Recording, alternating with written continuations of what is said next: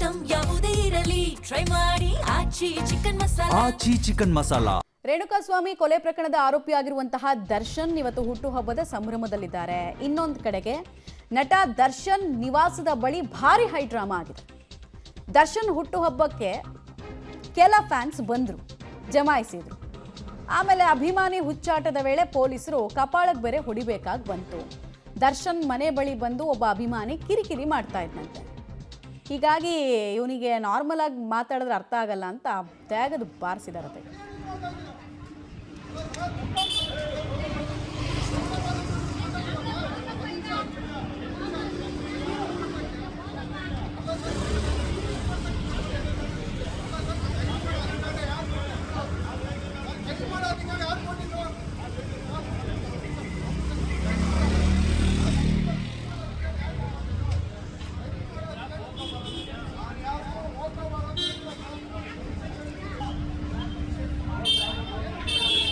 ನೋಡಿ, ಒಬ್ಬ ಬಂದಿದ್ದಾನಲ್ಲಿ ಅವನು ಪೊಲೀಸರು ತಲೆ ಕೆಡಿಸೋ ರೀತಿ ಯಾವುದಾದ್ರೂ ಕೆಲಸಗಳನ್ನು ಮಾಡಿರ್ತಾನೆ. ಹೀಗಾಗಿ ಪೊಲೀಸರು ತಾಳ್ಮೆ ಕಳ್ಕೊಂಡಿದ್ದಾರೆ.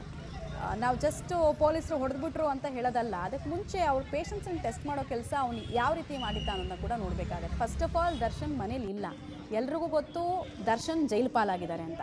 ಅಷ್ಟಾದರೂ ಬಂದಲ್ಲಿ ಹೋ ಅಂತ ಮೈ ಮೇಲೆ ದೆವ್ವ ಮೆಟ್ಕೊಂಡವ್ರ ಥರ ಕಿರ್ಚೋದು, ಕುಣಿಯೋದು, ಅಕ್ಕಪಕ್ಕದ ಮನೆಯವ್ರಿಗೆ ನ್ಯೂಸೆನ್ಸ್ ಕ್ರಿಯೇಟ್ ಮಾಡೋದು ಕಾನೂನು ಸುವ್ಯವಸ್ಥೆಗೆ ಧಕ್ಕೆ ತಂದಂಗೆ.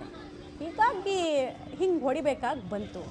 ದರ್ಶನ್ ಅಭಿಮಾನಿಗೆ ಕಪಾಳ ಮೋಕ್ಷದ ಸಂದರ್ಭವನ್ನು ನೀವು ಗಮನಿಸ್ತಾ ಇದ್ದೀರಾ. ಆಮೇಲೆ ಅಷ್ಟಾದರೂ ಅವ್ನು ಬಿಡ್ತಾ ಇಲ್ಲ. ನನಗೆ ಹೆಂಗೆ ಹೊಡೆದ್ರಿ ನೀವು ಅಂತ ಅವನಿಗೆ ಗೊತ್ತಿರುವಂತಹ ಅಲ್ಪ ಸ್ವಲ್ಪ ಕಾನೂನಿನ ಬಗ್ಗೆ ಕೇಳ್ತಾ ಇದ್ದಾನೆ ಪ್ರಶ್ನೆ ಮೂಲಕ. ಬಟ್ ಅವ್ರು ಪೊಲೀಸರು, ಅವ್ರು ಏನೇ ಮಾಡಿದ್ರು ಕೂಡ ಅವ್ರ ಹತ್ರ ಅದಕ್ಕೊಂದು ಜಸ್ಟಿಫಿಕೇಶನ್ ಇರುತ್ತೆ.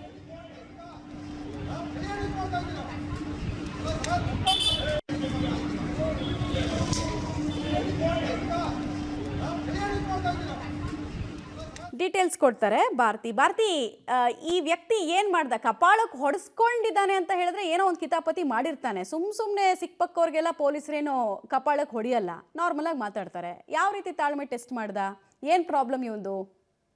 ಹೌದು ಮಮತಾ, ಇವತ್ತು ದರ್ಶನ್ ಹುಟ್ಟಿದ ಹಬ್ಬ, ಅದು ಎಲ್ರಿಗೂ ಗೊತ್ತಿರೋದೆ. ಅಭಿಮಾನಿಗಳಿಗೆ ಇನ್ನೊಂದು ವಿಚಾರ ಗೊತ್ತಿರಬೇಕು. ಯಾಕಂದ್ರೆ ಅವರು ದರ್ಶನ್ ಅವ್ರ ಮನೇಲಿ ಇಲ್ಲ, ಪರಪ್ಪನ ಅಗ್ರಹಾರ ಜೈಲಲ್ಲಿ ಇದ್ದಾರೆ. ಹೀಗಿದ್ರು ಮನೆ ಬಳಿ ಬಂದು ಗಲಾಟೆ ಮಾಡೋದು, ಸುಮ್ನೆ ಕೂಗಾಡೋದು, ತಮ್ಮ ಅಭಿಮಾನನ ವಿಚಿತ್ರವಾಗಿ ತೋರಿಸೋದು, ಪೊಲೀಸರು ಬ್ಯಾರಿಕೇಡ್ ಹಾಕಿ ವ್ಯವಸ್ಥೆ ಮಾಡಿದ್ದಾರೆ ಯಾರು ಬರಬಾರದು ಅಂತ ಹೇಳಿ.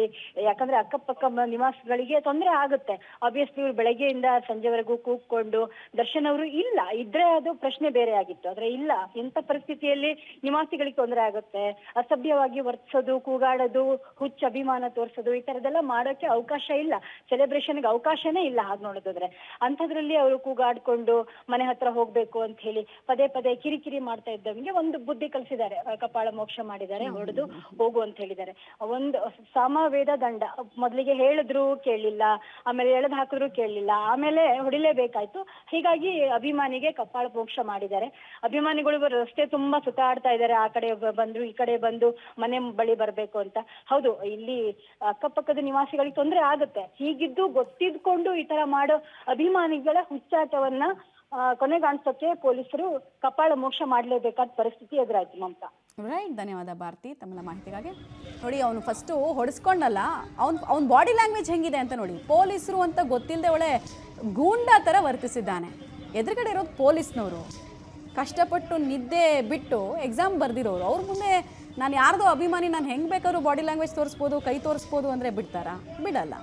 ಇನ್ನೊಂದು ಸ್ವಲ್ಪ ಏನಾದರೂ ಅವ್ನು ಜಾಸ್ತಿ ಮಾಡಿದಿದ್ರೆ ಅವ್ರ ಬಾಸ್ ಎಲ್ಲಿದ್ದಾರೋ ಅಲ್ಲಿಗೆ ಡೈರೆಕ್ಟಾಗಿ VIP ಎಂಟ್ರಿ ಪಾಸೇ ಕೊಡಿಸಿರೋರು ಅಷ್ಟೇ.